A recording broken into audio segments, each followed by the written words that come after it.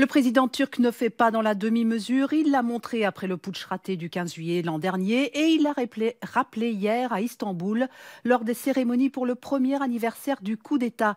Recep Tayyip Erdogan a promis l'enfer aux putschistes et d'ailleurs leur défaite marque pour lui la victoire de la démocratie. Et il a aussi défié les Européens en se prononçant pour la peine de mort. Les détails, Marc-Antoine Valverde. Nuit blanche sur fond rouge à Ankara pour fêter l'échec l'an dernier du coup d'État militaire et célébrer les 250 martyrs du 15 juillet. Nationalisme, religion, fanatisme, la foule surchauffée était venue crier son amour de la patrie et de son maître, le président Erdogan.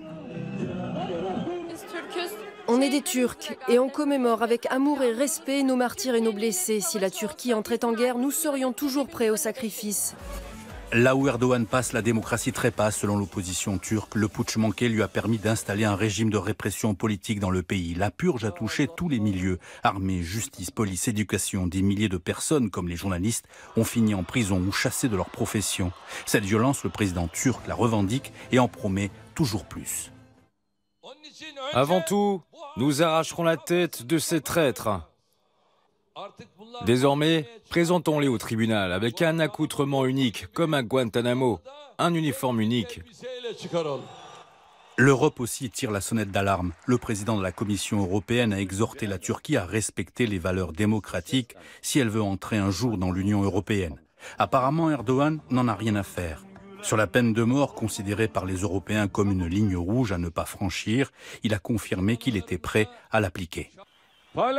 Quand la peine de mort passera par le Parlement et viendra devant moi, je signerai sans aucune hésitation. Je ne prendrai pas en considération ce que Hans ou Georges diront. Au pouvoir depuis 2003, Recep Tayyip Erdogan n'a jamais été aussi puissant. En clair, la Turquie retrouve des allures d'empire ottoman avec Erdogan comme sultan. Hier. Ceci est une opération internationale d'ingérence au Venezuela. Mais sachez que j'ai ici un bâton pour défendre notre patrie. Je m'adresse au monde entier. Bas les pattes, les impérialistes.